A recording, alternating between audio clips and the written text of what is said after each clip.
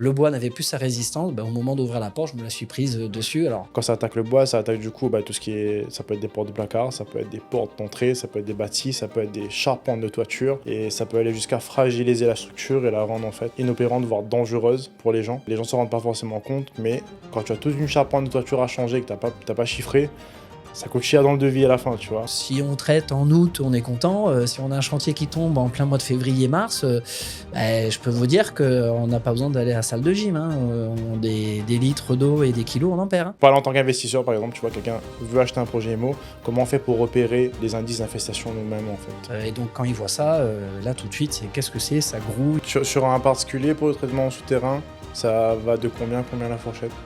Allez, peut-être que c'est entre... oui, j'ai fait quelques Ouais. interventions rapides Ouais. au CHU, des Ouais. visites, des identifications d'insectes. Ok. Et là, aujourd'hui, toi, tu identifies, c'est ça? Après, tu as des équipes de traitement, d'intervention. Alors, là, moi, je suis le technico-commercial, donc je suis la partie justement commerciale de soit la prospection. C'est beaucoup de réponses à des appels clients aujourd'hui, hein, donc c'est aller voir. Et puis, il y a des gens, ils savent très bien ce qu'ils ont. Et il y a des gens qui ne savent pas. Là, c'était le cas ce matin, et ils m'ont dit venez identifier, on a des insectes, on ne sait pas ce que c'est. Et puis, du coup, moi, effectivement, la base, la première étape, c'est d'identifier c'est quelle espèce. Parce qu'à partir de là, va en découler des traitements. Expliquer un petit peu, parce que faut informer le client, qu'il soit aussi rassuré, est-ce que c'est grave, pas grave, on fait un petit peu ça. Et puis après, derrière, je fais de l'évaluation de toute façon, du montant des travaux, tarification et autres, je monte le projet. Et après, une fois que c'est validé, par contre, je passe le relais à une équipe technique qui aujourd'hui est composée de techniciens et de superviseurs pour arriver à gérer tout ça et que l'engrenage se fasse bien jusqu'à la fin du chantier, quoi. Ok, ça marche. Est-ce que tu peux, du coup, on revient un petit peu à la base, est-ce que tu peux te présenter, s'il te plaît, Mathieu, et expliquer ce que tu fais, dans quoi tu travailles? Bien sûr. Donc, je suis Mathieu Vitry, j'ai 39 ans. Aujourd'hui, je suis technico-commercial pour la société Rentokil. Pour mes qualifications, j'ai un diplôme de technicien que j'ai passé à l'IUT de Saint-Pierre en génie biologique. Ensuite, j'ai un diplôme d'ingénieur en agroalimentaire. Et après une première expérience en industrie de la volaille, je travaillais dans un service qualité. J'ai géré aussi une équipe de bio-nettoyage. Ça m'a amené dans le cadre de ce métier, en fait, j'ai dû gérer la partie traitement des nuisibles dans l'entreprise où j'étais. Ouais. Donc ça a été mon premier contact avec les nuisibles. Et puis de fil en aiguille, en fait, j'ai aussi une opportunité. Je suis passé, ça fait maintenant 10 ans, dans cette société, donc, qui est Rentokil Initial. C'est une société multiservice qui fait de la prestation, donc traitement des nuisibles. Ils font aussi entretien des réseaux aérauliques, ça c'est 2 aspects que je gère. Et ils font après aussi, il y a toute une partie équipement d'hygiène avec la marque Initial, et on a aussi une blanchisserie industrielle. Ok. Donc ça fait 10 ans que je suis sur la partie nuisible et traitement aéraulique. Puis voilà, à tourner sur le secteur sud, à faire un petit peu tous les demandes de clients qu'il peut y avoir. Voilà un petit peu pour le CV en bref. Ouais, ok, ça marche. Rentokil, sur la partie, pour comprendre un peu plus ton métier et l'entreprise, sur la partie nuisible, qu'est-ce qu'ils font? C'est quoi la mission de l'entreprise? Alors sur une partie en fait vraiment nuisible hein, dans le métier, tout simplement ça part de la prise en compte du besoin client, parce qu'il peut y avoir tout simplement des fois des besoins qui sont réglementaires. Hein, selon l'activité, il faut qu'il y ait de la prévention.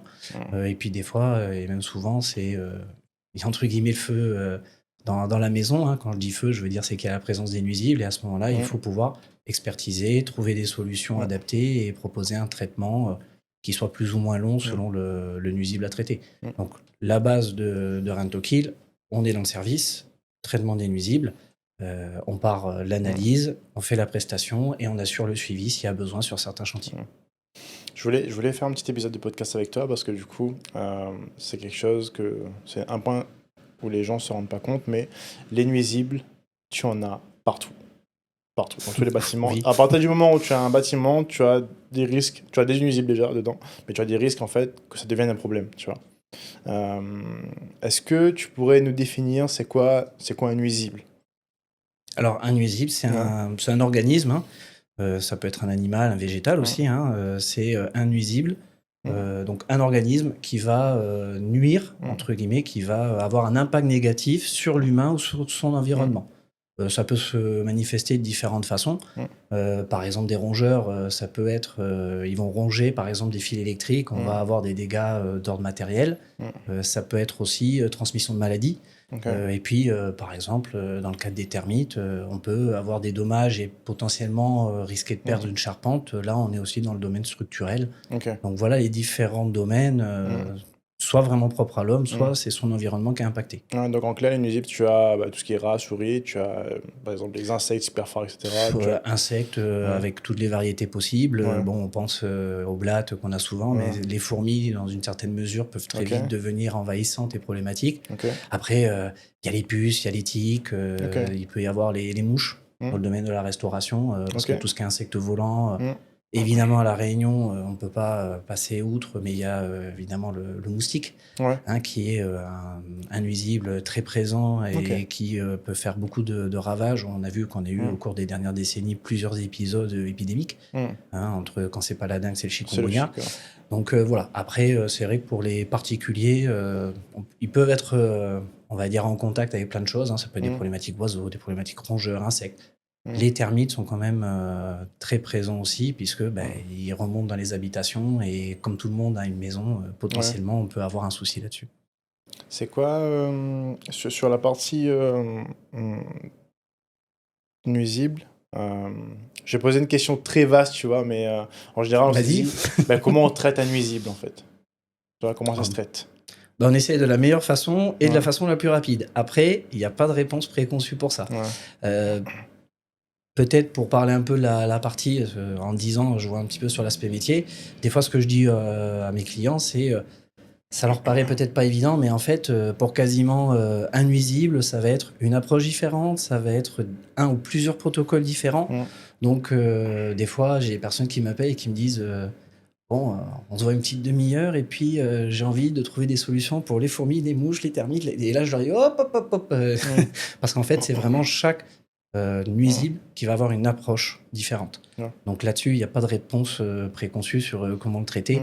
Évidemment, l'intérêt et l'objectif, c'est toujours de le traiter de la meilleure des façons, qui soit évidemment respectueuse des occupants, faire le moins peut-être de nuisances possibles lorsqu'on peut, et puis le plus court étant le mieux à chaque fois. Maintenant, il y a des situations où il faut des fois laisser le temps au traitement de s'appliquer et de se faire. Je pense que tout le monde voudrait d'un claquement de doigts qu'on arrive et qu'on résolve les problèmes. Après, on est sur du vivant, il ne faut pas l'oublier. Et donc, comme toute chose, dès qu'on est sur du vivant, il faut aussi beaucoup s'adapter.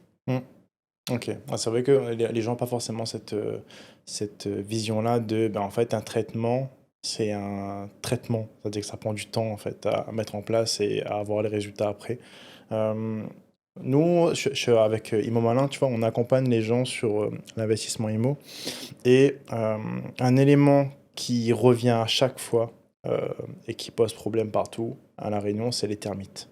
Tu vois. Donc, pourquoi? Parce que à chaque fois qu'on fait une vente qui est faite et qu'on a un client qui achète, qui est accompagné, tu as un diagnostic qui est établi, tu vois, qui indique ou pas la présence visible de termites. Ou des fois les traces. Ou des Des traces, fois, ils ne c'est ça. font En que fait, en dire général, qu'il y a c'est des ça. traces. Et ils te disent, j'ai vu ou je n'ai pas vu de traces d'infestation. Ils te disent pas, il y en a pas. Ils disent, moi, j'ai pas vu qu'il y en avait. Ou j'ai vu qu'il y en avait. Donc, ça indique pas grand-chose souvent, tu vois, là-dessus. Souvent, on a vu des projets où il n'y avait pas de traces d'infestation visibles. Et en fait, quand je regarde, grâce à la petite formation qu'il nous a faite, on est passé sur place, je regarde ça. Je dis, il y a un problème, tu vois. Et du coup, on a fait appel à toi ou à un de tes collaborateurs et ils sont passés sur place. Ils disent, non, c'est pourri là-bas, c'est la merde là-dedans. Est-ce que tu peux nous expliquer un peu, du coup, c'est quoi un termite? Un termite, c'est un insecte à organisation sociale, xylophage, c'est-à-dire donc qui va se nourrir de cellulose qu'il va trouver dans le bois et ses dérivés. Ça peut être du papier et du carton. Donc c'est ce qui en fait effectivement un nuisible majoritaire dans les maisons, puisque chacun va avoir soit du meublant, soit des fois les maisons sont elles-mêmes contiennent du bois. Puis après, il y a plein d'autres situations qui peuvent amener à ça. Pour les termites souterrains, par exemple, évidemment, quand on a un bâtiment qui sert par exemple de local archive, on va avoir plein de cartons, plein de papiers, dans des pièces sombres, on ne voit pas trop souvent. Oui, c'est des endroits, si les termites sont dans le sol, pas loin, vont le sentir et ça va être très attractif pour Ok. elles. Ok, tu as 2 catégories de termites de bois sec et termites souterrains, c'est bien Oh, ça? il y en a même plus. Ouais. Combien de catégories il y a de termites? Alors, pour le faire vraiment sans qu'on rentre Hmm. dans la science et la technique Hmm. très loin, ce qui peut être bien pour les gens de retenir, c'est qu'il y a 4 familles. Je vais parler Ok. de famille Ok. pour vulgariser. 4 familles de termites à La Réunion. Il va y avoir les termites de bois humide. On n'en entend jamais parler parce que c'est plutôt des espèces qui, comme son nom l'indique, a besoin d'environnement avec un taux d'humidité très important. Hmm. Donc on va les avoir plutôt dans les forêts des Hauts au niveau du parc l'UNESCO. Ok. On va avoir les termites arboricoles. Mm. Donc ça va être plutôt des problématiques pour les agriculteurs qui ont des vergers, ça va être présent à Ok. ce niveau-là. Quelquefois, c'est assez rare, mais on peut avoir certains bois mis en œuvre dans des maisons qui peuvent être attaqués par des termites type arboricole. Ok. Mais c'est plutôt rare, c'est ça? C'est quand même moins présent par Ok. rapport à la majorité. Effectivement, les 2 dernières espèces qui sont les plus présentes dans le nombre de cas répertoriés, signalés, ça va être les termites souterrains, qui, comme son nom l'indique, vient du sol et se propage avec une progression souterraine, et les termites de bois sec, que habituellement la plupart des gens ont croisé ou connaissent, puisque c'est les fameux vols de caria quand c'est le début de l'été. Donc ça, c'est la forme, c'est le vol nuptial. C'est vraiment la partie reproduction de ces termites de bois sec. Ouais. Tu vois, ça je savais pas à la base que en fait les petits papillons qu'on voit, les carias, en fait c'est ça en fait, c'est des termites en fait. Ah oui, c'est le seul moment où on va les voir à peu près en dehors du bois. Et je pensais pas du tout moi, tu vois. À la base, j'avais aucun lien entre les deux. Et maintenant je comprends mieux. Je dis bah d'accord, c'est pour ça que mon bois est piqué partout, tu vois. Je me demandais d'où ça vient, mais en fait ils volent, ils se posent dessus, ils rentrent dedans et après. Mais c'est ça, après la phase d'accouplement, donc ça se fait à la tombée de la nuit, il y a des centaines, des milliers d'insectes qui tournent autour des lampes, attirés par la lumière des lampes. Et une fois que les femelles sont fécondées, elles vont faire un petit trou qui est pas plus gros que... C'est un petit trou d'1 millimètre de diamètre. Elles vont rentrer dans un matériau pour pouvoir après faire une petite colonie et consommer, se nourrir de la cellulose du bois. Souvent, il y a un indice qui permet de les détecter assez facilement. En général, elles ont plutôt tendance... cette espèce-là a tendance à bien se montrer, parce qu'on va retrouver des billes de bois, donc c'est des vermoulures. Dans le jargon, on va appeler ça plus facilement des billes de bois. Ça ressemble comme des grains de sable, des grains de semoule, qui tombent toujours au même endroit dans une pièce. Donc si c'est en plein milieu d'une pièce, si c'est au pied d'une porte en bois ou d'une porte de placard, en général, ça permet de localiser un petit peu, de dire tiens, il y a déjà un petit quelque chose, il faut regarder, approfondir. Voilà, ça aide à voir. Ouais, moi j'ai des petites billes de bois plutôt claires ou foncées. En fait, souvent c'est étalé sur le sol. Ou alors ça fait des petits monticules, en fait, comme des petites pyramides quand c'est là depuis longtemps. Alors, c'est pas lié au fait que ça soit là depuis longtemps, c'est surtout si sur un plan horizontal, si en fait l'attaque vient du dessous ou du dessus. Ah oui, c'est vrai. Je prends l'exemple d'un plancher. Si vous avez un plancher d'étage, s'il y a un petit monticule, des petites billes en tas, un peu comme un petit volcan sur le dessus, c'est qu'en fait l'attaque s'est faite par le haut. Et donc, les termites de bois sec ressortent ces billes des galeries, et comme ils les ressortent, ça fait comme un petit geyser.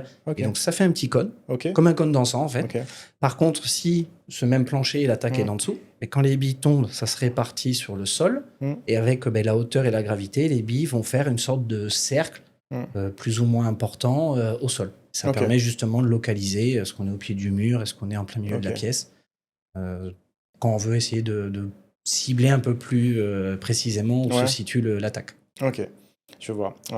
Tu as donc ces 2 familles-là, de bois sec et termites souterrains. Là, tu as donné un indice sur les termites de bois sec. Est-ce qu'il y a d'autres indices pour les repérer? En fait, en tant que...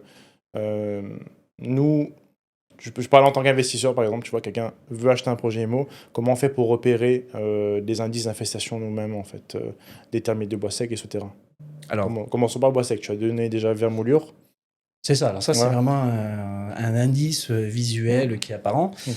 Après, j'ai envie de dire que vraiment la première étape, la première démarche pour des investisseurs, déjà, tout simplement, quand ils vont s'intéresser à un bien, forcément, va y avoir, on en parlait tout à l'heure, un diagnostic immobilier, qui est fait par des diagnostiqueurs, qui est une branche à part. Moi, je suis dans une société qui s'occupe du traitement, mais c'est un peu comme un contrôle technique. Eux, ils font l'état des lieux de la maison pour qu'au moment de la vente et quand ça passe au niveau de l'acte notarial, et qu'en fait, l'acheteur et l'acquéreur, il a un bilan précis de son bien.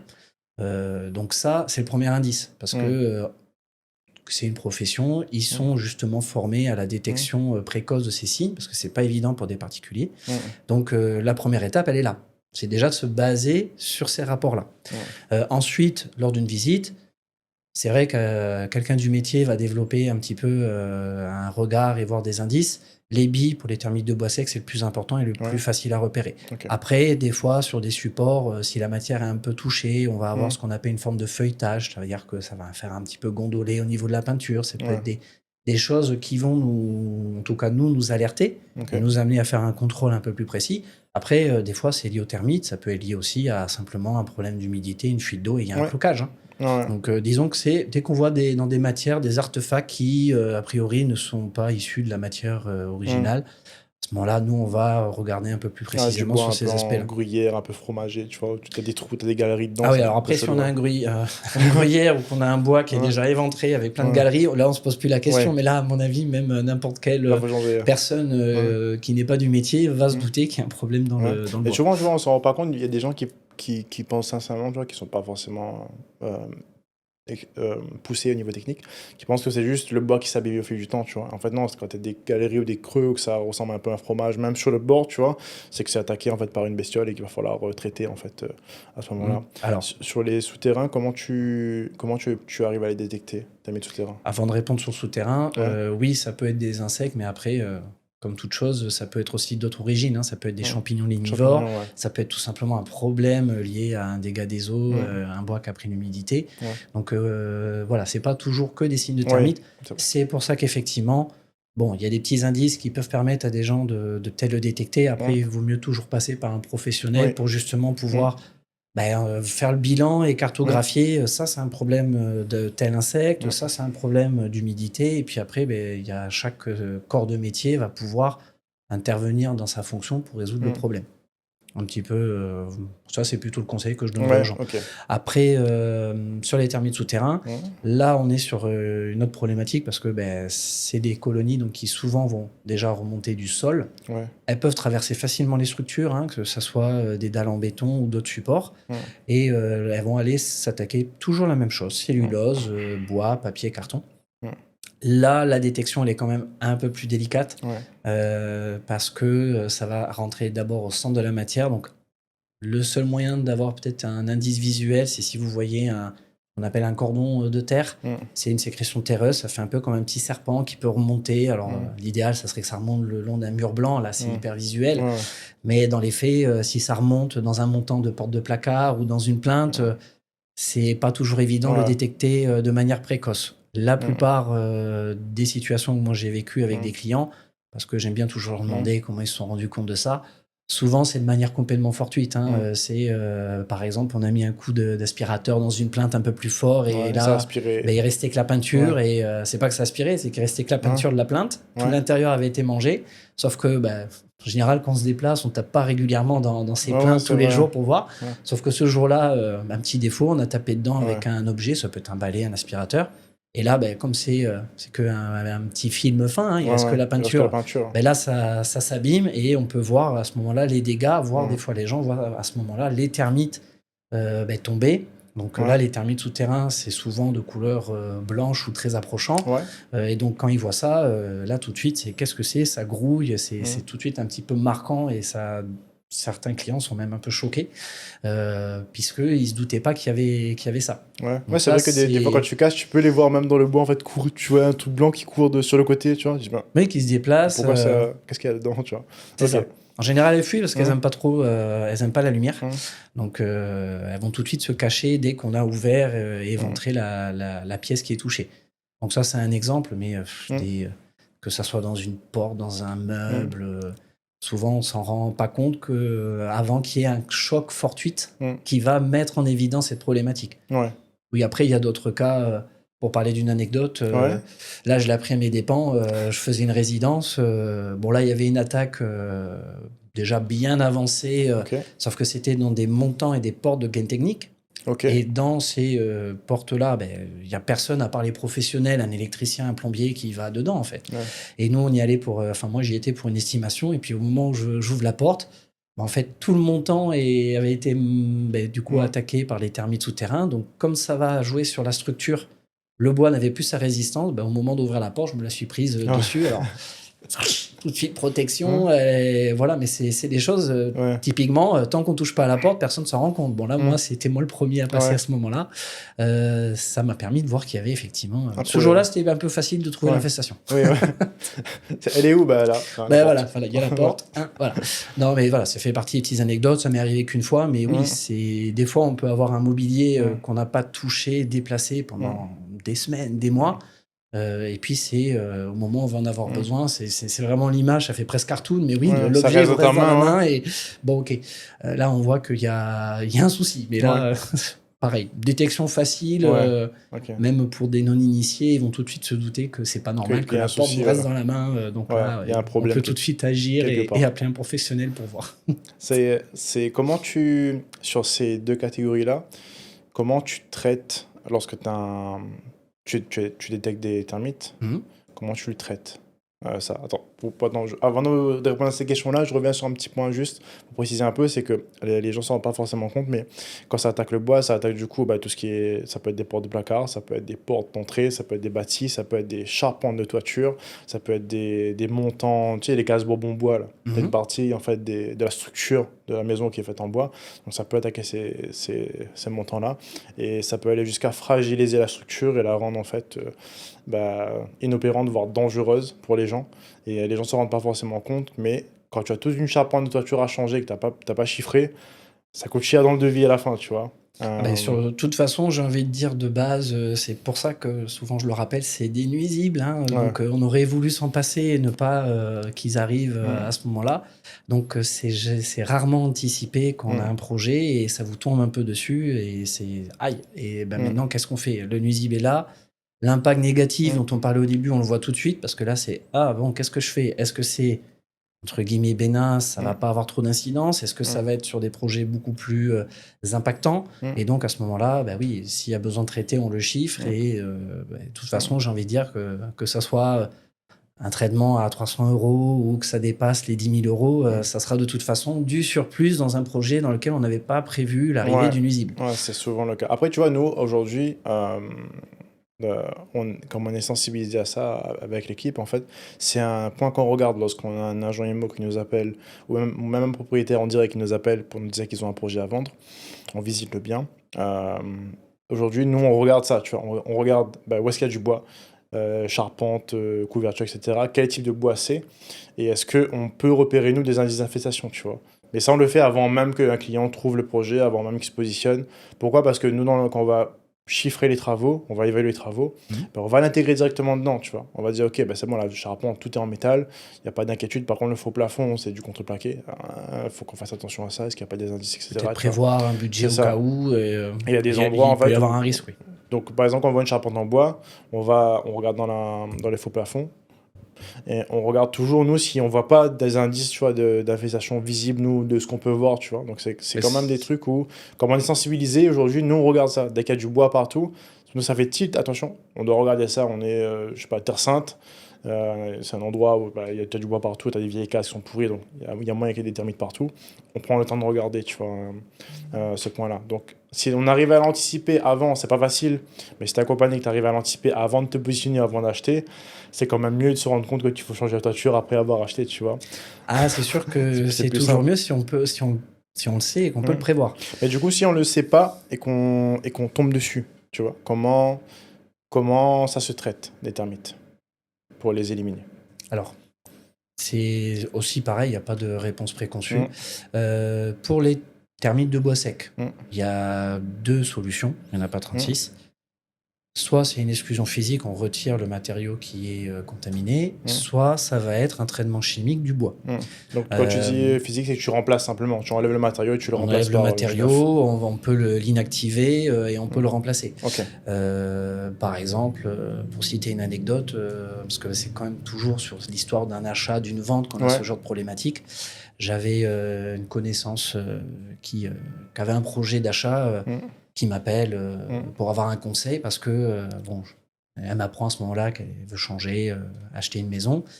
un projet coup de cœur, comme on peut l'appeler, ça lui plaît, elle veut y aller. Sauf que diagnostic au moment de la vente, présence, comme on disait tout à l'heure, en gros, sur la première page, présence d'indices d'infestation. La personne ne sachant pas, tout de suite, zut, j'ai pas envie d'être embêté, de m'embarquer dedans. C'est pour ça que c'est bien des fois d'avoir un regard d'un professionnel, parce que là, je lui dis, envoie-moi le rapport, je vais le regarder. Et en fait, sur le détail, tout était clean sur toutes les pièces. Il y avait juste une étagère dans le garage, une petite étagère de peut-être 2 mètres de long, vraiment un petit truc, qui était sur une petite planche de pin non traitée, dans laquelle, oui, il y avait des billes de bois. Alors, le diagnostiqueur, il fait son taf, puisque lui, il doit signaler tout indice. Donc, il a mis qu'il y avait des billes et qu'il y avait des indices. Une personne qui ne sait pas, elle était prête à tout arrêter. Tout arrêter. Et là, je lui dis, attends, elle te plaît cette maison? Oui, c'est un coup de cœur, oui. Je lui dis, tu vas pas lâcher ton coup de cœur pour ça. Parce que là, typiquement, il n'y avait pas besoin de faire... soit on traitait que la petite étagère, soit éventuellement on faisait une exclusion physique. Elle a changé, elle l'a remplacée par une étagère métallique, et voilà, le problème était terminé. Donc des fois, ça c'est en général dans ce genre de situation, les gens sont contents parce que finalement ça se termine très bien et puis il n'y a pas forcément grand chose à prévoir. Ça m'est arrivé d'être dans l'opposé, des gens qui, pareil, voulaient un conseil, une maison. Ils étaient très contents, vraiment un projet pareil qui leur plaisait. Tu parlais de Terre Sainte, c'était sur Terre Sainte. Et en fait, au moment du rapport, là par contre, j'ai fait une visite pour pouvoir vérifier. Sur le diagnostic, il y avait indice d'infestation dans... C'était une petite buanderie externalisée qui était en dehors de la maison, rien à voir. Je crois que c'était de souvenir une machine à laver sur une palette, donc chose qu'il ne faut pas faire, mettre du bois au sol. Bon, il y avait des termites souterrains dedans. Donc au début, ils disent là, j'avais le client qui minimisait. Mais c'est dehors, de toute façon, ce petit boui-boui, je vais le supprimer, c'est rien et autres. Et en fait, en faisant le tour de la maison, quand on parlait d'un diagnostiqueur à l'instant T, il fait une visite, même un professionnel, il ne pourra détecter que les indices visibles. Bon, un diagnostic, ça a 6 mois de validité. Probablement que le diagnostiqueur, au moment où il est passé, il n'a vu que la trace extérieure. Moi, en faisant le tour à l'intérieur, là, j'ai détecté que c'était pas que dehors, mais c'était aussi dans le meuble sous évier de la salle de bain. Donc ça, peut-être la trace n'était pas visible au moment du diagnostic. Parce qu'évidemment, une vente, ça se fait pas du jour au lendemain. Donc le temps qu'il y ait la vente, ça se décide et autres. 3 mois plus tard, en fait, ça avait commencé à être dans la maison. C'était pas encore visible. Par contre, quand j'ai fait la visite avant qu'ils se décident, là, je leur ai dit, par contre, c'est pas du tout le même projet. Parce que là, cette fois, il y avait les termites souterrains dans la maison, à l'intérieur même, au cœur. Donc là, il fallait au moins qu'ils l'anticipent, qu'ils le prévoient, parce que ça allait continuer à progresser s'ils ne faisaient rien. Et voilà, on voit que le projet n'est pas du tout pareil. Parce qu'entre c'est dans un petit boui-boui au fond de la cour, je vais vite l'enlever. Et non, là, maintenant, c'est au cœur de la maison. C'est pas là, on doit changer l'approche. Ok. Et du coup, comment tu les... donc là, pour les bois, tu as mis des bois secs, soit tu traites, soit tu remplaces. Le traitement en général, c'est quoi? Ou chimique. Quand c'est du chimique, c'est traitement avec... on va appliquer un produit qui a une matière active, insecticide, sur le bois. Alors sur un bois brut. Donc dès qu'il est peint, saturé, autre, il y a une préparation du bois à faire. Et après, ça peut être différents éléments. Ça peut être sur un plancher, ça peut être sur des poutres, ça peut être sur une charpente, sur des éléments. Après, souvent, il faut évaluer est-ce que le jeu en vaut la chandelle, en fait. Sur des éléments structurels type charpente, souvent, c'est très intéressant. Il y a un gain pour le client. Sur des fois, des petits revêtements d'habillage, il y a souvent plus cher de traitement que d'achat de matériaux. Je prends l'exemple typique, un faux plafond en contreplaqué. Au prix du contreplaqué, en sachant le contreplaqué en plus c'est un matériau très difficile à traiter parce qu'il est rempli de couches de colle, donc ça facilite pas la pénétration des produits de traitement. Dans ces cas-là, souvent il est plus vite fait de changer l'élément qui est touché, le faux plafond, le remplacer par un matériau équivalent ou autre, ça peut être du placo-plâtre pour changer, plutôt que de le traiter. Par contre, dès que c'est structurel, là, la balance, elle est inversée, c'est vite mesurable.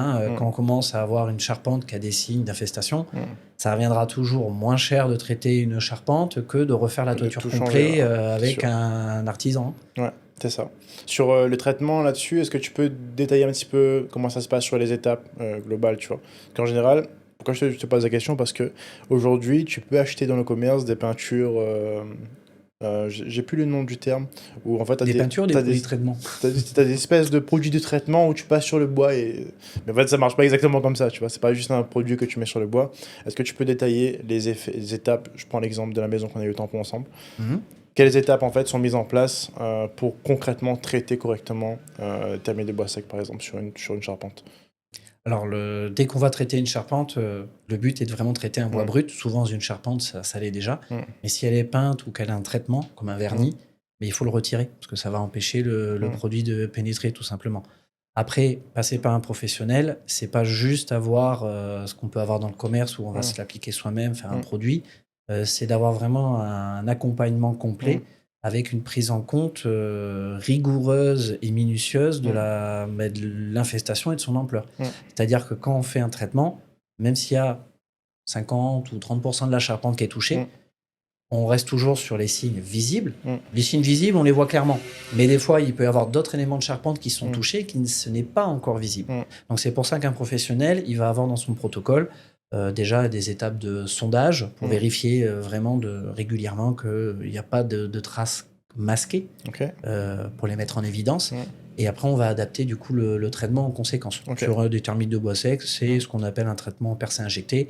mm, On traite en surface, on injecte à cœur à des endroits stratégiques. mm, Il y a des protocoles là-dessus, on a des référentiels mm, qui nous permettent de le faire. mm, Ça va être souvent fait de manière beaucoup plus poussée et mm, pointilleuse qu'un non-initié mm.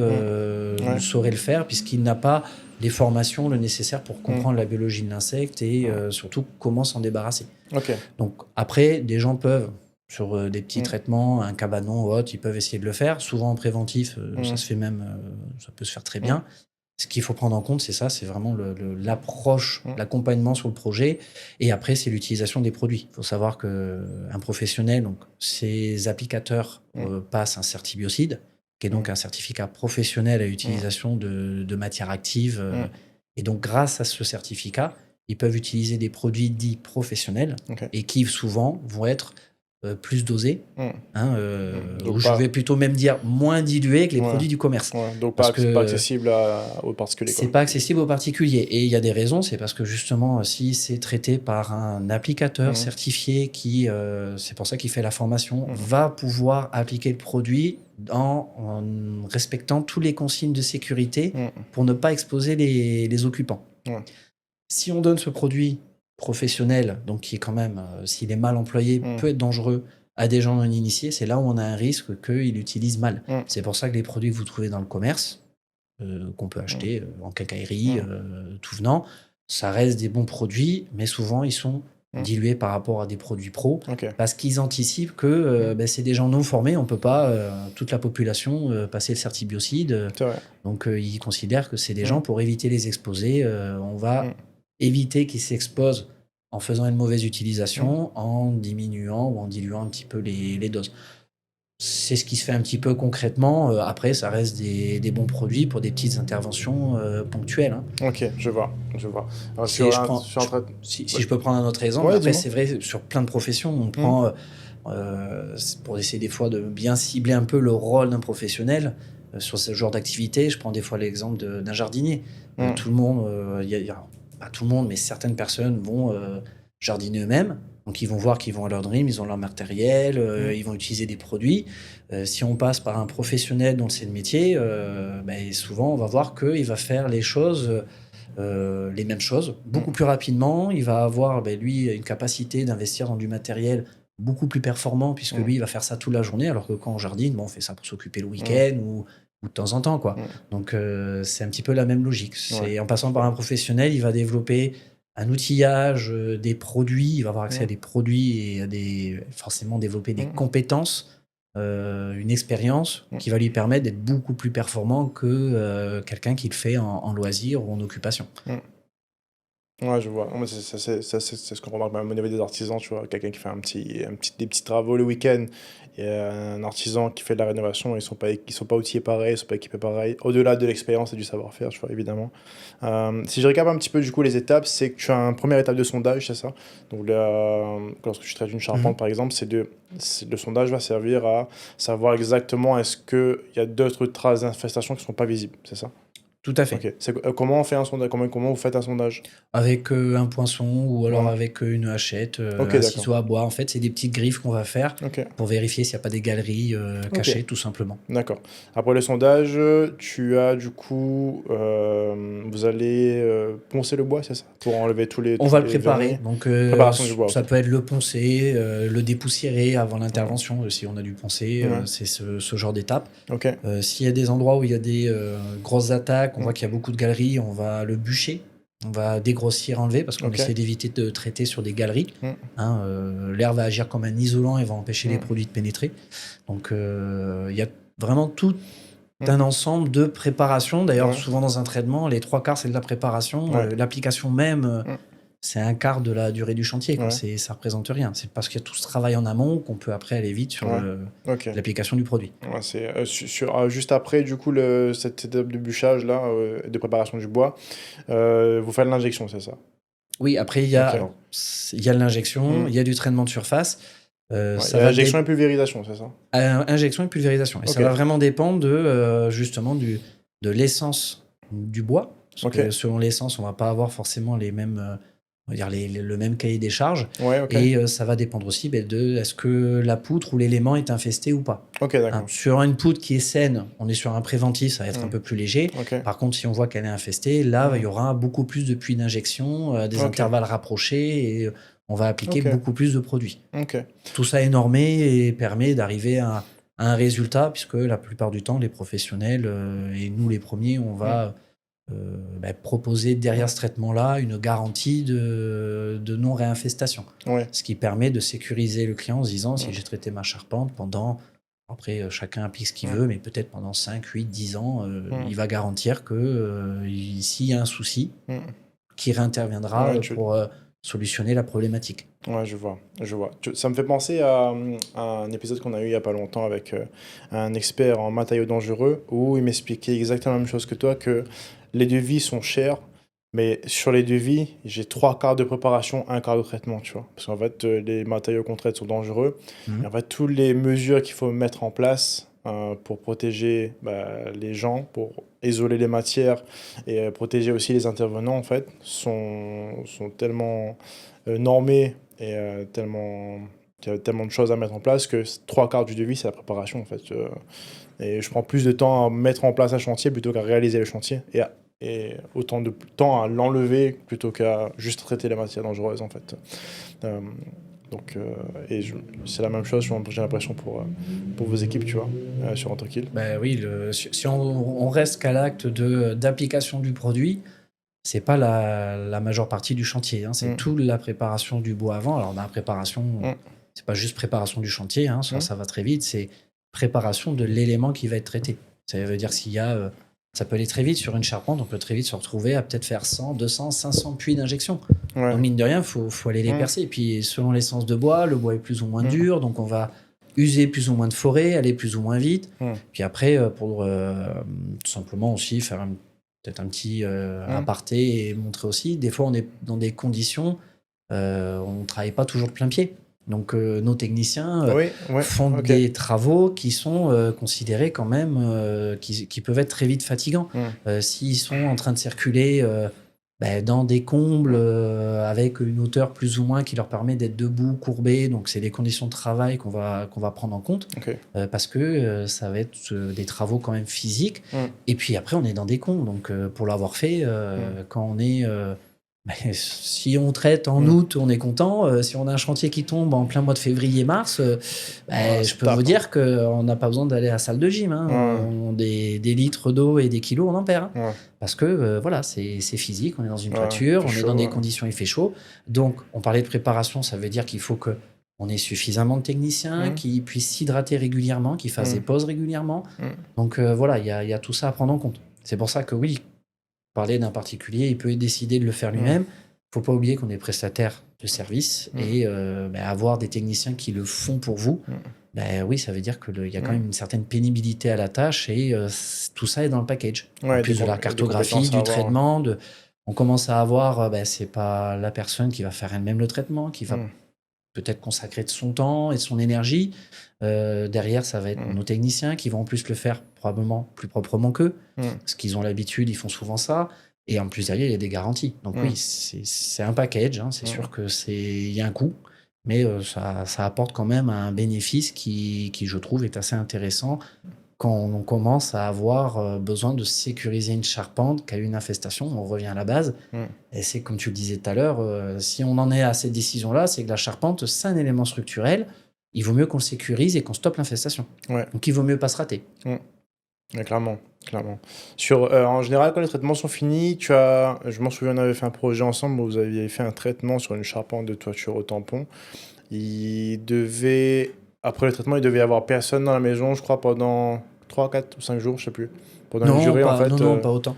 Quand il y a l'application du produit, alors de toute façon, tous les produits qu'on utilise, ils sont homologués, ils ont des numéros d'AMM, d'autorisation de mise sur le marché. Donc, comme ils sont testés en laboratoire pour être efficaces dans telles conditions, etc., en fait, on applique ce que le fabricant, c'est un peu la recette, la fiche de recette. On va appliquer ce qu'il nous dit.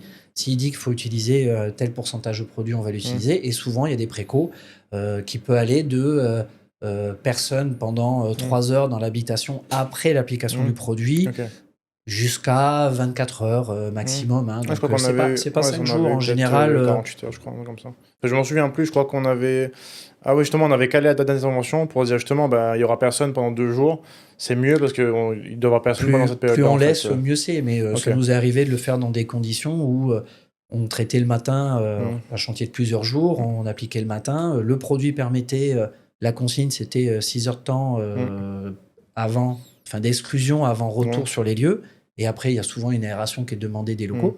Ça nous est arrivé de le faire un matin spécifiquement. Comme ça, la personne était au travail la journée. Quand elle rentrait le soir, elle aérait. Et puis, voilà. C'est pour ça qu'il y a ces consignes et que le professionnel accompagne. Parce que si les consignes sont respectées, il n'y a aucun danger pour le résident ou l'utilisateur de la maison. Ouais.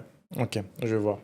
Combien ça coûte C'est quoi la fourchette de prix d'un traitement thermite souterrain, thermite de bois sec, tu vois, pour avoir une idée de à combien ça démarre et jusqu'à combien ça peut aller?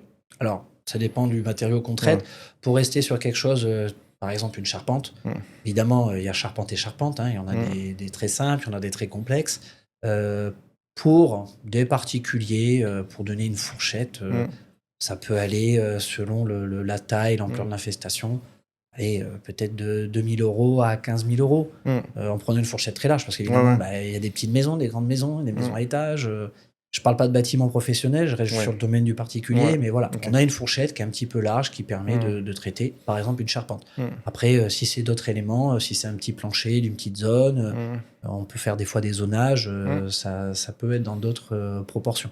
Mais souvent, on est, pour prendre très large, on peut être dans ce genre de disposition. Ouais, ok, d'accord, ça marche. C'est histoire qu'on voit un peu justement en fonction, tu vois, après, c'est un peu comme les prix, nous, on dit ouais, combien ça coûte un projet MO. Non, en fait, ça dépend entre les T1 et la maison à Saint-Gilles, t'as un gap, tu vois. Donc moi, ça m'intéresse, tu vois, d'avoir ce gap-là en fait, ça part de là, ça peut aller jusqu'à là-bas. Donc, fais attention où tu mets les pieds, tu vois, parce que tu peux être dans ce range-là, tu vois, de tarifs.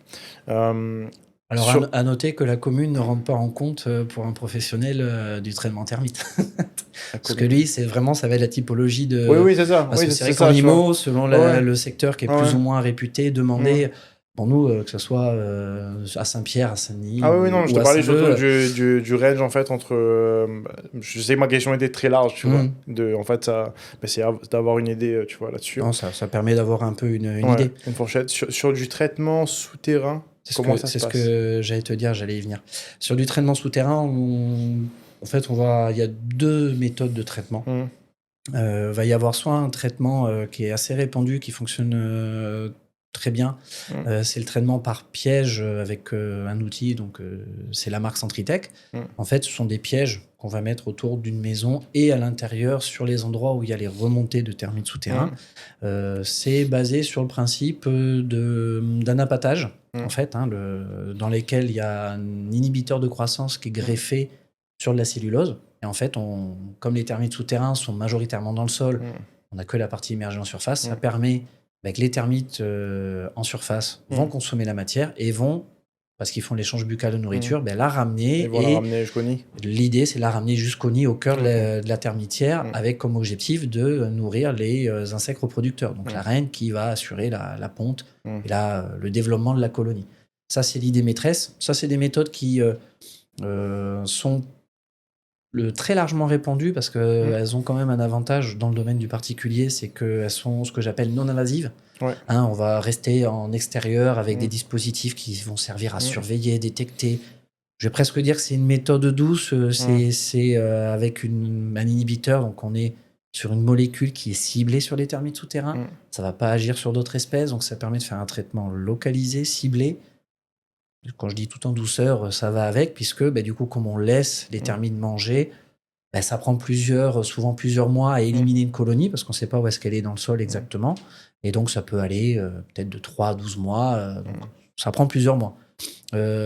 Pour certaines situations, quand des fois, là, il y a vraiment une grosse contrainte niveau soit de la pièce qui est touchée, soit de peut-être une contrainte dans le temps, avec une volonté de tout de suite couper court à une infestation. Là, on peut revenir, comme dans l'autre méthode, à du traitement chimique, où là, on va mettre une barrière, mais cette fois, comme les termites souterrains viennent du sol, la plupart du temps, on va traiter les murs, les cloisons, qui sont au niveau du sol et jusqu'au niveau de l'infestation. Si on prend un immeuble, si on est infesté jusqu'au 3e étage, on traitera jusqu'au plancher du 4e étage pour être sûr de vraiment couper toutes les remontées sur les étages supérieurs. Là, c'est pas dans le même support. Là, on va, parce que c'est pas forcément que dans le bois qu'on va traiter. Comme les termites souterrains peuvent facilement remonter dans du parpaing, même dans des parois, dans des joints en béton, dans des choses comme ça. Là, on va traiter tous les murs, tout simplement, en mettant, pareil, une matière insecticide, une bouillie, on appelle ça, à intervalles réguliers dans les murs pour stopper. Ça revient à faire un socle chimique qui va isoler le bâti ou la maison du sol. Ok. Voilà un petit peu l'autre alternative. Il faut savoir que dans les faits, souvent, ça revient plus cher à traiter de cette façon-là en tout chimique. Par contre, l'avantage, c'est que c'est immédiat. Que de traiter avec une méthode par piège qui, comme je disais tout à l'heure, va être beaucoup plus douce, va permettre de traiter progressivement, sans avoir à percer, à casser, parce qu'en fait, on en est là. Quand on est en méthode chimique, c'est on perce dans un mur en parpaing. C'est destructif. Alors, faut rentrer dedans. C'est pas destructif, mais oui, on prend un forêt béton, on fait de la poussière, on fait du bruit. Alors, pour les occupants, ça peut être très vite lourd, parce que c'est des conditions de chantier, donc il y a du bruit, il y a de la poussière, c'est gênant. Il faut nettoyer après. Il y a la coactivité, il faut nettoyer. On met une matière insecticide, on protège les occupants, donc on rebouche.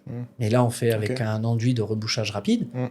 Derrière, j'ai envie de dire, souvent, ce que j'explique aux gens, vous avez une belle guirlande de taches grises tout le long de votre... Donc, celui qui vient de refaire son salon ou sa cuisine et qui voit la jolie déco, il faut reprévoir des travaux de peinture, de rénovation. Donc, ça a quand même c'est pour ça que je parle de traitement invasif, c'est beaucoup plus lourd pour l'occupant. Je comprends. Donc, souvent, à choisir un particulier, il peut aussi se permettre de laisser l'empoisonnement se faire avec la méthode par piège.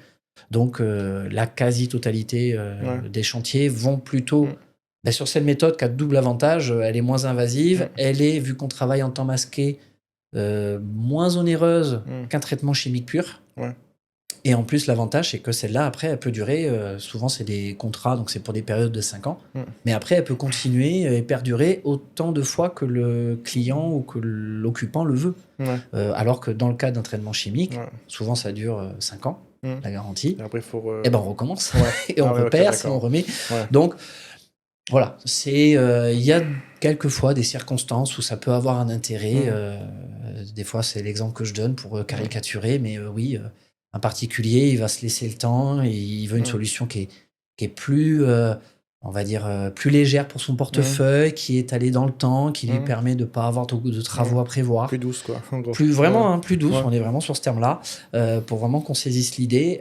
Par contre, si je prends un opposé, si on a un hangar ou une papeterie qui stocke du papier, lui, il n'est pas trop d'accord de se dire je vais attendre 6 mois et tous les jours, j'ai des cartons ou des palettes qui se font attaquer de papier, parce que voilà, souvent, c'est des grosses attaques, parce que là, les termites, mangé de la cellulose, Ouais. se sont Parce bien qu'ils renforcés. arrêtent pas en fait, en plus. C'est une machine continue, Termite. Ah ben oui, hein, tant qu'ils ont à manger, Mm. qu'ils ont de la ressource, ben c'est le propre de toute Mm. espèce, de toute façon. Hein, Mm. que ce soit un nuisible ou pas, hein, tout Ouais. être vivant, il cherche surtout à se reproduire et à assurer Ouais. sa descendance.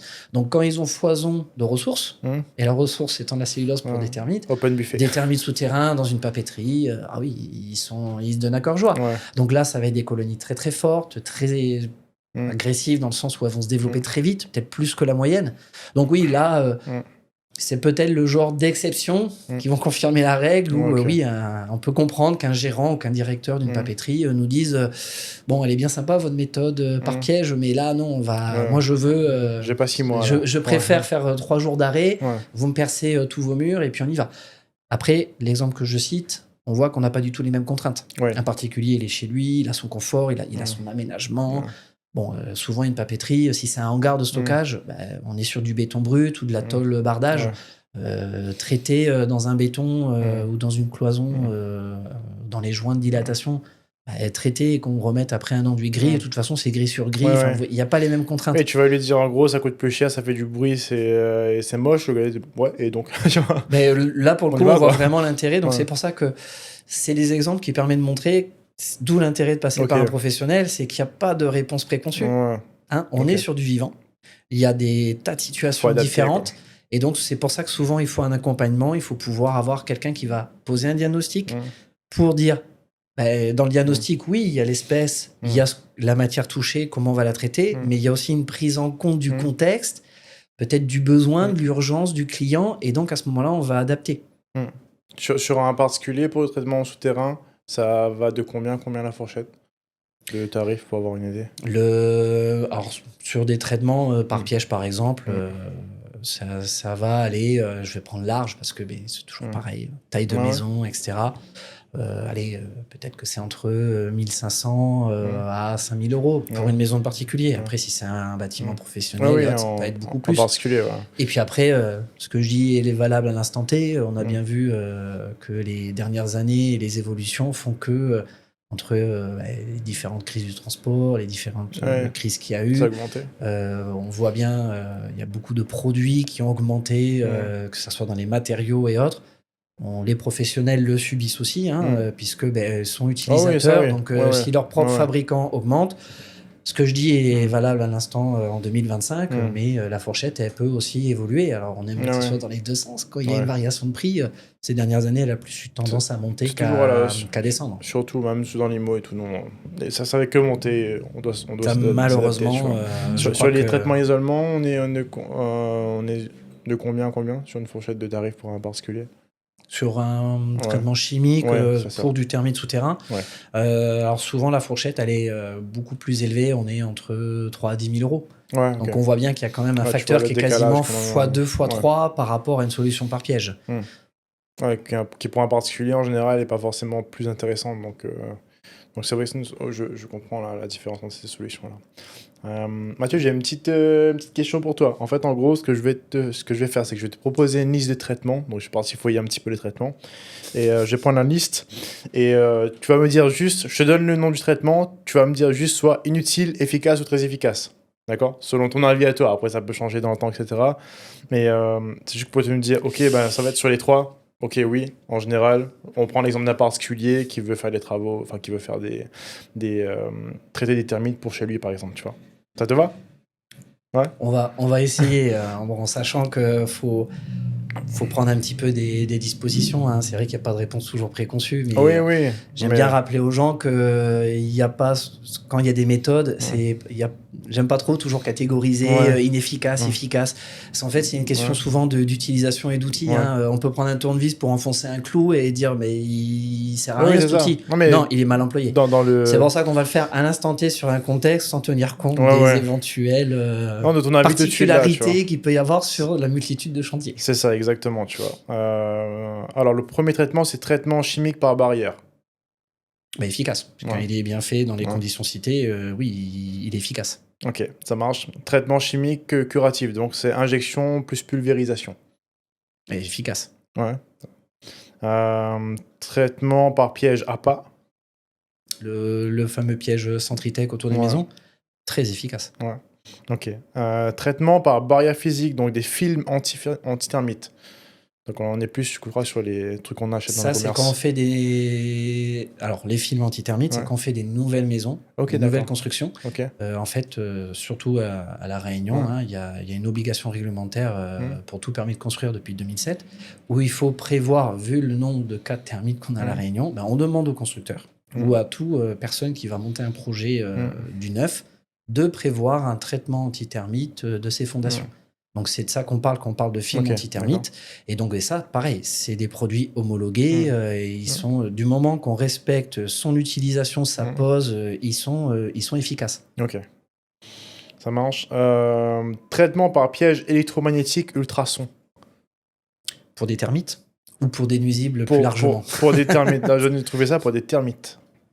Alors, ça me paraît bizarre parce que Ouais. l'électromagnétique, alors c'est une méthode alternative qui est en cours. Qu'on va plutôt utiliser pour certains insectes ou pour des Ok. rongeurs. Ok. En fait, c'est venir perturber tout simplement le système de ces nuisibles-là, de ces organismes. J'ai pas entendu ça pour des termites, Ok. plutôt pour des rongeurs et autres. Et ça n'a un côté vraiment que répulsif. Ok. Et encore, même pour des rongeurs ou pour certains insectes comme des fourmis et autres, je pense que ça a besoin d'avancer un petit peu cette Ok. méthode. Il y a pas de choses prouvées scientifiquement sur une efficacité de cette méthode-là. Donc, je pense qu'il faut encore un petit peu de la recherche et un développement là-dessus. Donc à l'instant Mais T, pour les là, termites, efficace. c'est pas le bon outil, Ouais, on ok. va dire comme ça. J'ai vu traitement par chaleur thermique, donc de Oui. faire chauffer. C'est un traitement qui, effectivement, c'est aussi l'alternatif. Ok. Ça reste un insecte. Hein. Si on le chauffe à une certaine température, il va avoir une température qui va être létale pour l'insecte. Donc ça fonctionne, clairement. Il faut que ça soit bien mis en œuvre. Et là, on va être souvent dans des conditions où ça peut être plus ou moins complexe à mettre en œuvre. Effectivement, parce que pour arriver à faire monter une température dans des combles ou sur un meuble, c'est plus facile à la limite de mettre certains dans un caisson ou avec un bâchage, de faire des protections thermiques sur un meuble et de le monter en température. Si le meuble peut accepter la montée en température. Et là, oui, effectivement, à partir d'un certain barème temps-température, on va tuer les insectes à l'intérieur de la matière. Par contre, c'est efficace, voire même très efficace. Mais dans ce cadre-là, ce n'est qu'un traitement momentané. On tuera les insectes par la chaleur au moment où il y a la montée en température. Après, il y a une descente en température. On rend le meuble. Là, le meuble ou la matière qui est traitée. Sauf que là, il n'y a pas de traitement préventif. Et non, c'est l'intérêt d'un chimique. C'est qu'on a un curatif et un préventif. Vous remettez du coup la matière traitée dans votre environnement. En général, au même endroit. Au même endroit. Comme il y a des vols de caria tous les ans, suffit qu'on est dans une zone où il y a régulièrement des vols de caria, suffit que lors du prochain été, paf, de nouveau vol de caria, des carias qui reviennent dans le bois, et c'est reparti. À ce moment-là, il faut le retraiter. Donc oui, c'est efficace, mais attention de ne pas lui demander plus que ce qu'il n'apporte. Ok, je vois. Et j'ai vu traitement par micro-ondes. Oh, ça revient, c'est un petit peu la même chose que le traitement à la chaleur. Le but étant de faire monter jusqu'à une température cible. La différence, on le voit bien par rapport au micro-ondes qu'on a à la maison, ça demande des dispositifs particuliers. Donc oui, il y a des choses qui peuvent se faire avec des micro-ondes. Maintenant, on ne fait pas des maisons, c'est pas très adapté à des maisons. C'est plutôt adapté à des petits dispositifs, à des matériaux pour des traitements très localisés. C'est pas l'outil adapté pour traiter une charpente, par exemple, ou une maison. On peut pas arriver à maîtriser les ondes à cette échelle-là. À cette échelle-là. Enfin, un très gros micro-ondes, du coup, sinon... Un très gros micro-ondes, là, c'est peut-être quelque chose à développer. Dans les faits actuels, en 2025, non, c'est pas encore assez développé ou pas adapté à un traitement de maison. Quels sont, de ton retour d'expérience, quels sont les autres nuisibles auxquels tu fais souvent face auxquels les particuliers font souvent face à La Réunion, à part les termites, et qu'on peut retrouver dans... C'est du classique, donc il y a les rongeurs, il y a tous les autres insectes, ce qu'on a fait, c'est un gros focus sur tout ce qui est termites, mais déjà, au-delà des termites, il y a les insectes à larves xylophages, ça peut être des lictus, des vrillettes, des capricornes. Là, ce sont les larves qui vont faire des dégâts dans les charpentes ou dans les boiseries. Donc, Il y a Ça les peut rongeurs. également attaquer les structures, du coup. Ah oui, Ah, ça ok, peut d'accord. également attaquer les structures. Ok. Souvent d'ailleurs, quand on fait un traitement chimique de charpente, le produit va agir sur les termites, mais également sur les insectes à larves xylophages. Oui, Hein, ok. ça fait les comprends. deux. On a donc, en plus de ces insectes-là, les rongeurs. On peut avoir plus classiquement des blattes, des fourmis qui peuvent faire des dégâts dans les maisons. Vous gênez lorsque c'est dans votre cuisine, ça vient toujours chercher les restes dans l'évier. Ça peut aussi manger des fils électriques quand c'est présent dans les interrupteurs, les prises électriques. Et ça, en général, ça fait des faux contacts ou ça peut faire sauter une installation et après, il faut faire venir un électricien. C'est moins sympa. Après, peut y avoir des oiseaux, peut y avoir des puces, des tiques, des scolopendres, tout autre insecte qui peut gêner par rapport à l'activité, au confort de l'être humain lorsqu'il est dans sa maison. Ouais. Ok, je vois. Je vois. À La Réunion, tu vois, on a une particularité, c'est que tu as des termites à peu près partout. Oui. En tout. Plus sur la couronne littorale. Ouais. Et on en trouve de moins en moins, plus on monte vers les hauts, mais oui, Comment ça on se a un fait territoire très marqué. Est-ce que toi, tu pourrais répondre à cette question de comment ça se fait qu'à La Réunion, on en a des termites partout comme ça, tu vois? Parce qu'il y a des régions en métropole, nous, ça nous paraît, dans l'immobilier, ça nous paraît logique, tu vois? Mais tu as des régions en métropole où il n'y a pas du tout de termites. Comment ça se fait qu'ici, c'est plutôt développé globalement sur le territoire? Alors, les conditions, tout simplement. Un insecte, il est bien quand il fait chaud et humide, la plupart du temps. Bon, chaque espèce va avoir ses températures, son taux d'humidité privilégié. Et justement, à La Réunion, on est un territoire, et c'est vrai à la limite même pour tous les DOM, on est dans des milieux dits tropicaux. Donc, il fait chaud toute l'année, c'est le paradis des nuisibles, et c'est pour ça qu'ils se développent beaucoup. Il y a certaines régions en France qui n'en ont pas. Justement parce que les insectes ne sont pas présents et il y a une volonté justement de protéger le territoire, donc de déclarer toute infestation, parce que là le risque c'est par le transport de bois ou de matériaux ou des fois de terre qu'il y ait des contaminations de départements qui ne le sont pas actuellement. Dans les DOM, ça fait des années voire des décennies qu'on est en rouge parce qu'on est dans des conditions où tout est favorable pour des termites et même pour d'autres nuisibles. Il fait chaud, on a abondance de ressources. C'est humide. Il fait humide, donc il y a tout ce qu'il faut pour se développer. C'est sûr que des termites, il y en a aussi en métropole. Souvent, ce que je dis aux gens, il y a quand même une période de développement qui va être un peu ralentie quand ils sont en phase hivernale. On n'a pas les mêmes températures quand dans le sol, il fait jamais 0, mais quand on est proche de 0, elles vont essayer de se cacher un peu et elles vont être beaucoup moins actives. À La Réunion, au plus bas, dans le sol, il fait jamais en dessous de 10-15 degrés. C'est ouf parce que du coup, ils ont en fait des termites ont le même critère que nous, en fait. Tu vois, tu regardes la plage, il fait chaud, c'est humide. Quelque il y a du soleil. On est là, mon gars. Donc, voilà. On est là, mon gars. Elles en profitent. Je n'ai jamais pris une loupe pour voir si elles avaient le petit cocktail. Il y a moyen. De quoi bronzer aussi. Il y a moyen, ça tape un morito. Non, mais effectivement, on peut caricaturer.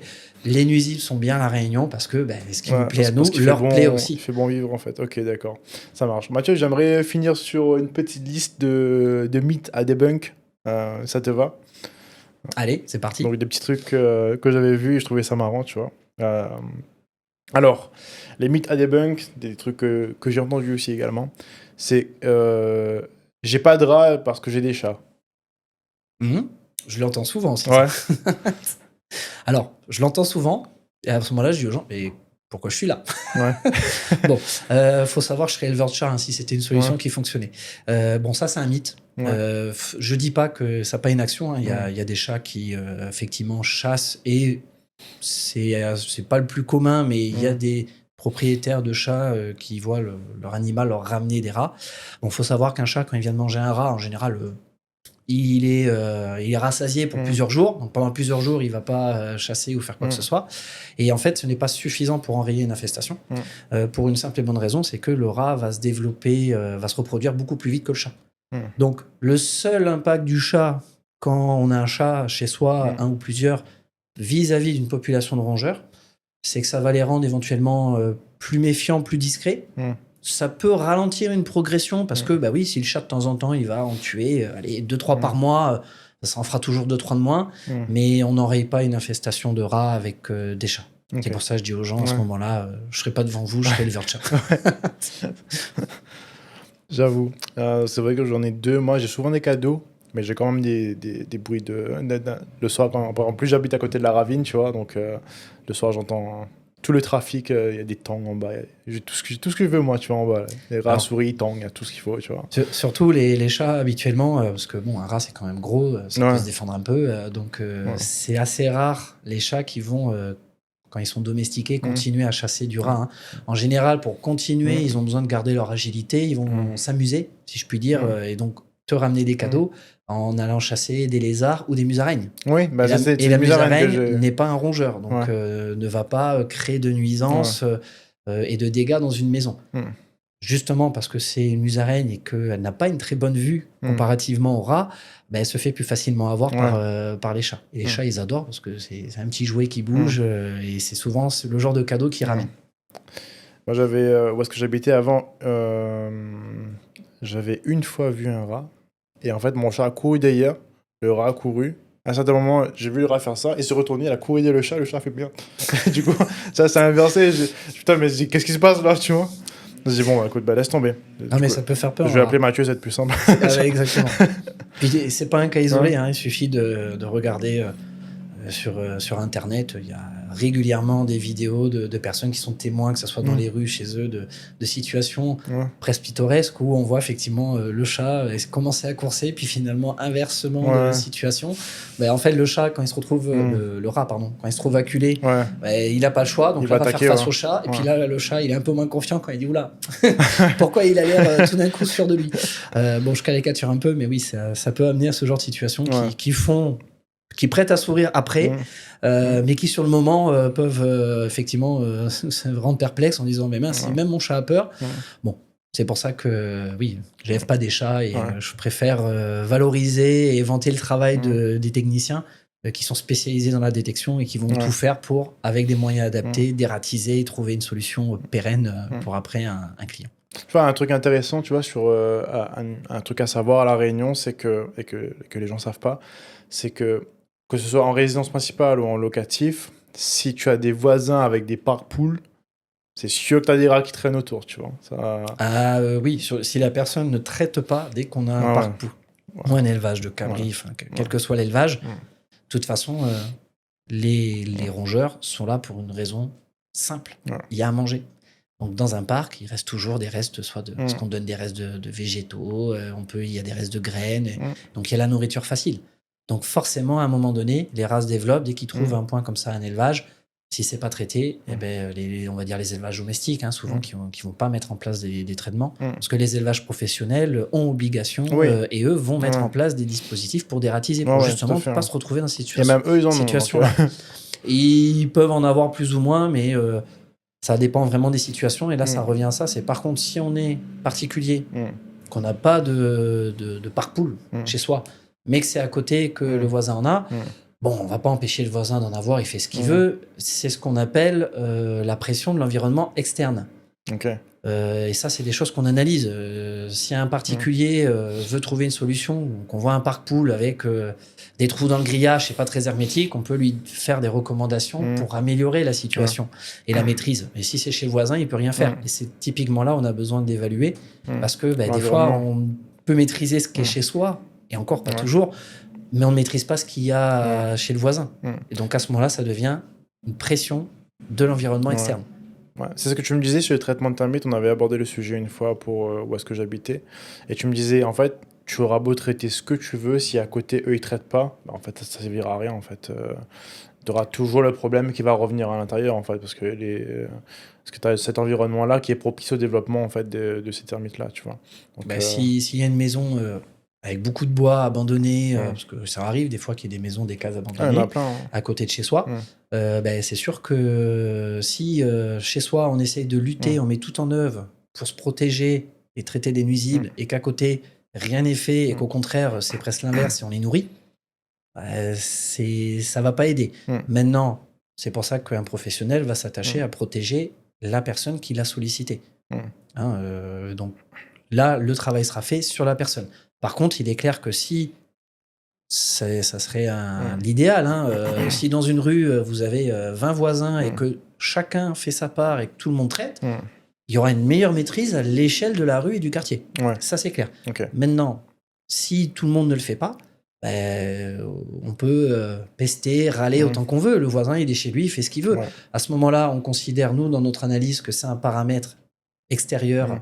défavorisant. Ouais. Enfin, favorable au rongeur, mais défavorisant pour la personne Pour qui la va personne subir qui veut moins la les rongeurs, nuisance. ouais.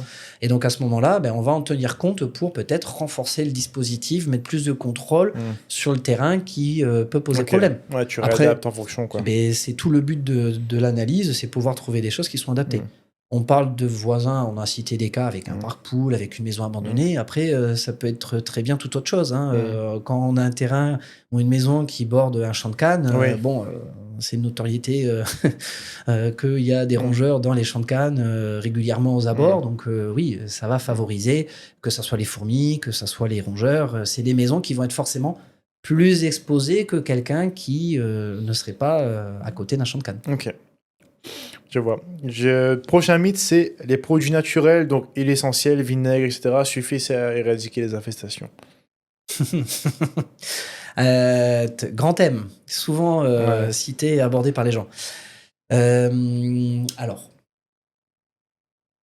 on va dire, moi en tout cas c'est ma vision, il y a des méthodes, des produits que les gens vont utiliser, comme du vinaigre, des produits bio, que les gens entendent bio, qui vont naturellement avoir effectivement un effet là-dessus, sur certaines catégories de nuisibles ou d'insectes. C'est pas des mauvais produits, sauf que souvent les gens attendent que ça soit un produit miracle où je le mets une fois, genre j'ai mis du vinaigre sur mon plan de travail et j'ai plus de fourmis pendant 1 an. Ça marche pas comme ça. Comme ce sont des produits naturels, ils vont avoir une efficacité moindre, donc il faudra l'appliquer plus souvent.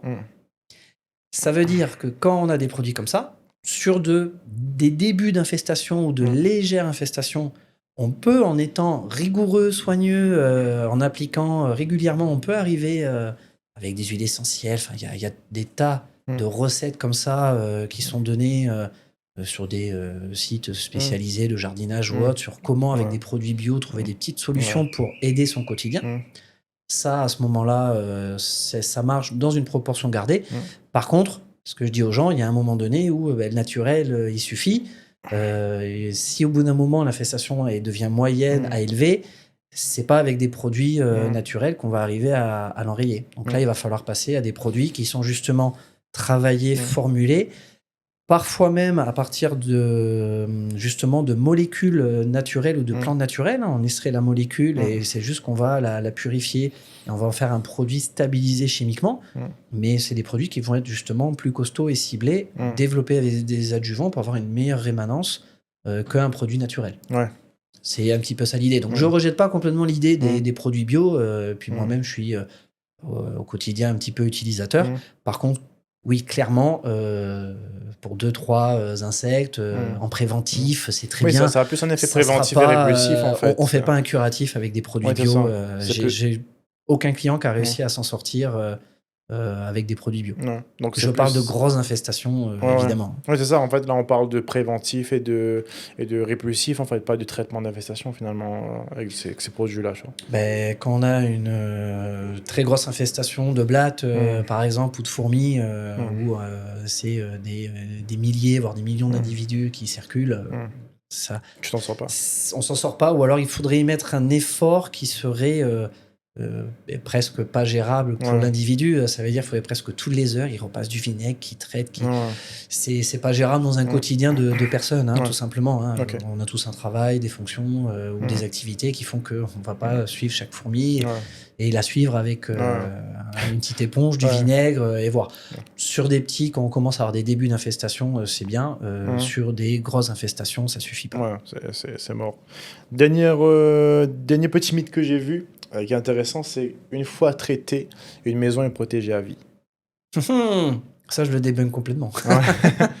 Non, ça, c'est une croyance parfois de personnes. Et en fait, non, ça veut dire que le principe ou le traitement n'est pas forcément à ce moment-là compris et interprété. C'est que tout simplement, on va utiliser des produits qui ont une rémanence de l'ordre de quelques jours, qui vont être appliqués à des endroits ciblés par rapport à une problématique. Et j'ai envie de dire presque heureusement que c'est pas des produits qu'une fois qu'on applique, qui vont durer 1 an, 10 ans, parce que ça veut dire que ça exposerait peut-être les gens aussi à Ouais. l'intérieur. Ok. Donc c'est pour ça qu'on est de plus en plus sur des produits ciblés, sur des traitements qui nécessitent peut-être des interventions, un suivi plus régulier pour pouvoir voir les débuts d'infestation, traités avec des produits ciblés, des fois des gels à pas, des choses comme ça, pour mieux réguler une infestation. Mais oui, il n'y a pas de produit miracle que vous mettez et qui fait que qui rend votre maison genre un bunker et vous n'avez pas de nuisible qui rentre pendant, Ok. pendant 1 an. Des fois, c'est tout simplement une question de population. Hein, ça arrive quand, par exemple, des clients où on a fait un traitement. C'est eux-mêmes des fois qui me disent « Ah, c'est super votre produit, j'ai pas eu de bestiole pendant 1 an. » Et il est très efficace, il dure longtemps. Et je leur dis « Ben non, mon produit n'a pas duré 1 an. » Mais ce qui s'est passé dans la dynamique de population, c'est qu'il y avait une infestation. On a traité de façon ciblée et adaptée à l'instant T en plusieurs visites. Ça, c'est effectivement propre à mon métier de l'évaluer pour que le technicien ait suffisamment d'intervention pour sortir de la situation. Et une fois que c'est fait, une fois qu'on a, dans l'idéal, réussi à revenir à une population de 0 selon l'insecte, et tant que l'insecte ne revient pas, tant que vous ne l'avez pas réintroduit, vous n'êtes plus en problématique. Je crois que Donc, moi, je t'avais appelé pour te dire ça. On avait fait un traitement dans l'ancien appartement où j'étais de blattes. tout à fait, j'ai pas osé te le dire. Ouais, et du coup, j'avais appelé, je dis, mais ça marche trop bien, ça fait plus de 6 mois, j'ai plus rien, et le produit, il dure longtemps. Je me dis, bah non, en fait, ça dure genre quelques jours, en fait, l'effet. Tout à fait. C'est tout. Et je fais, oh, ok, d'accord. Bon, bah écoute, d'accord. Mais justement, si je prends un autre exemple pour vraiment que ça marque les gens qui comprennent et que pour aller vraiment sur le côté, on débunk cette croyance-là, je prends l'exemple d'un médecin. On va tous voir le médecin, on est malade, le médecin il nous fait une prescription, il nous dit bon, vous avez telle bactérie, telle maladie, 7 jours d'antibio. Donc quand on prend les 7 jours, souvent ce que je dis aux gens, c'est vous sortez de chez le médecin, bon déjà vous avez votre papier à la main, votre ordonnance, vous n'êtes pas guéri. Non. Hein. Ensuite, vous prenez votre médicament, vous prenez votre premier cachet, vous avez 7 jours de traitement, vous n'êtes pas encore guéri. Vous avez encore des symptômes. C'est au bout de, quand on arrive à la moitié du traitement, que vous commencez à ne plus avoir normalement de symptômes. Et pourtant, le médecin, souvent, il nous répète, vous allez au bout du traitement. Parce que c'est des choses, ça reste des micro-organismes, on est dans le domaine du vivant encore, c'est de l'invisible par rapport aux nuisibles qui sont visibles. Mais c'est un peu la même chose. Ça veut dire que vous avez moins une charge bactérienne qui va diminuer. Du coup, elle est encore suffisamment présente pour, si vous arrêtez prématurément votre traitement, ça va rebondir tout de suite. Donc, on vous dit, finissez bien votre traitement sur les 7 jours. Et c'est un petit peu pareil. Une fois qu'après, vous êtes là, en général, vous sortez pas de là et vous vous dites pas ah tiens, mon médecin, il est top, j'ai eu une cure d'antibio au mois de janvier, j'ai pas été malade de l'année. Ça n'a rien à voir. On n'a pas été malade parce qu'on n'a pas été exposé, on n'a pas eu une faiblesse physique qui fait qu'on est retombé malade. Et inversement, c'est pas parce que quelqu'un va tomber malade 3 fois en 2 mois qu'il va voir 3 fois son médecin que c'est un mauvais médecin. Le médecin, il va ne faire que traiter des symptômes à l'instant T. Et en fait, c'est la même chose. C'est pour ça que là, une fois qu'on a compris un peu cet exemple qui, en général, parle à tout le monde, on comprend bien que quand on a une problématique insecte, on peut désinsectiser ponctuellement une maison par rapport à une problématique à l'instant T.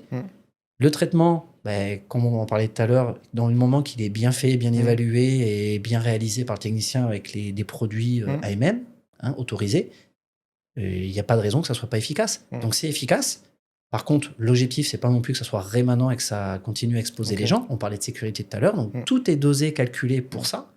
Derrière, si vous n'êtes pas réinfesté, c'est parce que, youpi, vous n'avez pas re-rentré de nuisibles. Et des fois, ça peut aller dans l'autre sens très vite aussi. Il suffit que vous baladiez, vous avez traité contre des blattes, vous êtes allé dans une zone où il y avait beaucoup de blattes, ça peut être en faisant vos courses, en allant dans la forêt, en vous baladant, vous en avez dans votre voiture sans le savoir. Vous en reprenez dans vos sacs, vous le rentrez à la maison, ça y est, votre blatte, elle revient. Ou des fois, vous faites des courses, vous ne voyez pas dans les cartons, vous en ramenez. C'est pour ça que je dis aux gens, tant que vous ne ramenez pas le nuisible, il n'y a pas d'infestation. Ouais, je vois. Moi, ça vient de quelque part, forcément. Mathieu, j'avais une dernière question pour toi, qui pour moi est importante, c'est que lorsqu'on avait fait, par exemple, ce projet au tampon ensemble, on avait fait une mise en concurrence, tu vois, pour avoir plusieurs devis. Sur le même maîtrise, on avait 3 devis différents, qui allaient, le premier c'était 1000 et quelques, le deuxième c'était 2300, le troisième c'était 4300, tu vois. Qu'est-ce qui explique, lorsque tu fais appel à différents prestataires pour traiter des nuisibles, qu'est-ce qui explique la différence de ces devis-là? Là, pour le coup, c'était sur la partie termite. Oui, alors, sur ce cas-là, la différence, elle s'expliquait tout simplement parce que dans l'approche, en fait, il y avait 3 approches. Une approche qui se voulait globale, disant du moment qu'il y a un souci dans une des pièces, on va pas traiter que la charpente de la pièce, on va traiter la charpente de l'ensemble du logement, plus peut-être d'autres parties. Et là, dans ce cas-là, les différences, elles s'expliquaient, puisque justement, c'était eu par rapport à ça, c'était en essayant de vouloir comprendre. C'est l'erreur des fois à faire quand on a des prestataires et qu'on compare. J'ai envie de dire, il faut comparer ce qui est comparable. Si dans ce cas-là, il y avait 3 prix différents, tout simplement parce que il y avait des restrictions de zone. Certains avaient fait le choix de traiter que là où il y avait la problématique. Ça permet de faire un devis qui est moins élevé. Par contre, ça veut dire que si on a 5 pièces dans la maison, on n'en a traité qu'une, on aura une protection que sur une pièce. Donc après, c'est un peu à voir aussi, quand on parlait du besoin, qu'est-ce que veut le client, le propriétaire de la maison. Est-ce que pour des questions, des fois de budget, on se dit, non, on va traiter d'abord que là, on verra plus tard sur le reste. Donc ça peut se faire, ou est-ce qu'il va se dire non, quitte à être, parce qu'on parlait tout à l'heure de travaux, de poussière, de gel, quitte à être dans les travaux, je fais tout maintenant, et à ce moment-là, autant que je fasse la maison tout de suite, comme ça au moins, la garantie elle est appliquée sur toute la charpente, c'est fait en une fois et on est tranquille. Donc là, des fois ce qui peut expliquer, c'est d'abord, c'est pour ça que moi j'ai plutôt envie de dire aux gens quand ils veulent comparer déjà, avoir le même maîtrise par exemple. En demandant des fois si c'est pas inscrit sur les propositions, demandez qu'on vous indique le mètre linéaire ou le mètre carré qui est proposé en traitement. Voire même de stipuler les zones. Parce que des fois, ça peut être l'erreur qu'on peut faire. C'est que des gens, s'ils n'ont pas peut-être porté attention à ça, ils vont juste dire « Ah, là, c'est moins cher. Oui, c'est 2 fois moins cher. » Mais en même temps, ils protègent 2 fois moins de zones. Donc après, c'est une question de où est-ce qu'on veut mettre le curseur. Ça, c'est la première raison. Après, des prestataires, il y en a plusieurs, tous avec des coûts de fonctionnement qui sont plus ou moins différents. Donc, en restant sur un exemple où là, ça serait sur des prestats équivalentes, un même nombre de mètres carrés. Mais là, c'est lié à chaque société qui va choisir en fonction de ses coûts, de sa charge, de son personnel. Il y aura des variables. Les garanties n'étaient pas les mêmes, tu sais. Par exemple, sur c'était combien de temps de garantie que vous avez proposé Dans notre cas, on fait 10 ans. Tu vois, par exemple, je crois que le devis le plus cher, c'était le vôtre, le plus élevé. Mais il y avait 10 ans de garantie. Le deuxième moins élevé, il y avait 3 ans. Le premier avait 1 an, tu vois, de garantie. Qu'est-ce qui explique cette différence de garantie-là, tu vois? Alors après, c'est, comme je le disais, je l'avais dit un petit peu plus tôt, c'est chaque société qui choisit d'y appliquer une garantie ou pas. Alors, il y a aussi d'autres choses. Dans le métier, il y a des sociétés qui peuvent être certifiées, avec notamment le CTBA, certificat du traitement du bois pour les applicateurs.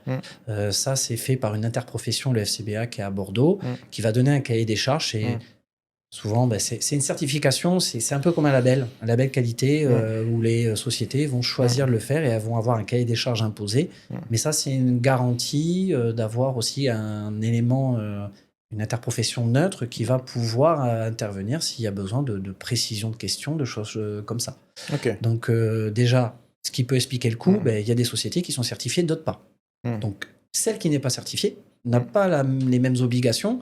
Ils vont peut-être, par exemple, pas mettre le même nombre de puits de forage sur un traitement ou appliquer la même quantité. Différent, du coup. On peut avoir une qualité qui est différente ou pas. C'est pour ça qu'il faut rentrer un petit peu dans expliquez-moi votre mode opératoire, il faut comparer. Je ne dis pas que les non certifiés sont mauvais. Je respecte, on va dire, les confrères de la profession. C'est vraiment à la personne de vérifier, de s'informer quand il va analyser le devis. Et c'est pour ça qu'il ne faut pas hésiter à demander précisez-moi les zones que vous voulez traiter, les mètres carrés, les mètres linéaires. Sur l'exemple que tu citais, donc effectivement, sur le cas du tampon qu'on avait rencontré à ce moment-là, ce qui avait amené à notre discussion sur... parce que tu avais essayé de comprendre, et c'est très bien de comprendre le prix. Parce que les deux autres n'étaient pas certifiés, il n'y avait aucune certification sur les entreprises. Là, c'est pour ça que je parlais tout à l'heure de comparer ce qui est comparable. Si le propriétaire veut un traitement sécurisant, certifié, dans ce cas-là, alors oui, le devis effectivement qui avait été émis par notre société était le plus élevé à ce moment-là, en traitant la totalité, parce qu'il y avait une approche globale, et avec les 10 ans de garantie. Une fois qu'il y a eu un échange avec du coup le client, sans forcément avoir connaissance des autres prestations. Mais c'est pour ça que je parlais de comparer ce qui est comparable. Une fois qu'on a dit, finalement, en cherchant un peu, point avec le client, Là, on veut pas traiter toutes les pièces, on veut en traiter 2 sur 5. Eh ben, une fois que tous les prestataires, du coup, revoient leur copie en disant, parce qu'il y en a un qui avait traité moins de pièces, mais une fois qu'on dit, non, l'objectif, c'est qu'on compare tout le monde sur 2 pièces, ben là, on était sur des prix où là, finalement, tout le monde était à quelques centaines d'euros, mais on était dans des coûts beaucoup plus approchants. Ouais. Et finalement, notre proposition avait été retenue parce qu'elle n'était plus la plus élevée, avec des garanties en plus. C'est ça. Après, si, ça, de souvenir, ça restait plus élevé, mais en fait, après avoir changé avec le client, il m'a dit d'accord, je mets quelques centaines d'euros en plus. Et écoute, c'est garanti 10 ans, déjà, ça c'est un gage de qualité. Comparé à 2, c'est garanti 10 ans. Quelque chose qui rassurait. Et les gars sont certifiés, tu vois. Bah écoute, vas-y, c'est là. Demain, dans 6 ans, par exemple, ça revient, le problème, tu vas devoir démonter tout ton faux plafond, tu vas devoir tout péter pour refaire un traitement. En fait, tu auras perdu de l'argent, tu vois. Et du coup, il m'a dit, en fait, je me pose pas trop la question, je te garantis 10 ans, je pars sur la sérénité, je mets mon argent dedans, on y va, quoi. Oui, et puis après, une société va aussi... et le but pour elle, c'est de faire un traitement qui soit le plus complet possible. Et quand on commence à apporter des garanties, l'objectif, la garantie, elle est là aussi pour sécuriser, rassurer le client. Et évidemment, le but d'une société n'est pas d'avoir à réintervenir dans les 10 ans. Donc, c'est que ça passe. Quand il y en a un qui dit « j'ai pas de garantie, l'autre 2, l'autre 10 », oui, effectivement, il peut y avoir sûrement un point positif en plus à se dire « bon, la société qui annonce 10 ans, c'est qu'elle est un peu plus sûre d'elle, parce que sinon, elle ne mettrait pas 10 ans. » C'est ça. Donc, certification important à regarder, tu vois, lorsqu'à la réunion, on veut faire des devis pour un traitement nuisible, quoi. Mathieu, merci beaucoup. Merci à toi pour l'invitation. Et à plus pour le prochain épisode. Merci d'avoir écouté ce podcast. Si le contenu t'a plu et si tu veux en apprendre plus sur l'immobilier, abonne-toi. D'autres épisodes sont à venir et ils sont diffusés tous les 15 jours sur la chaîne.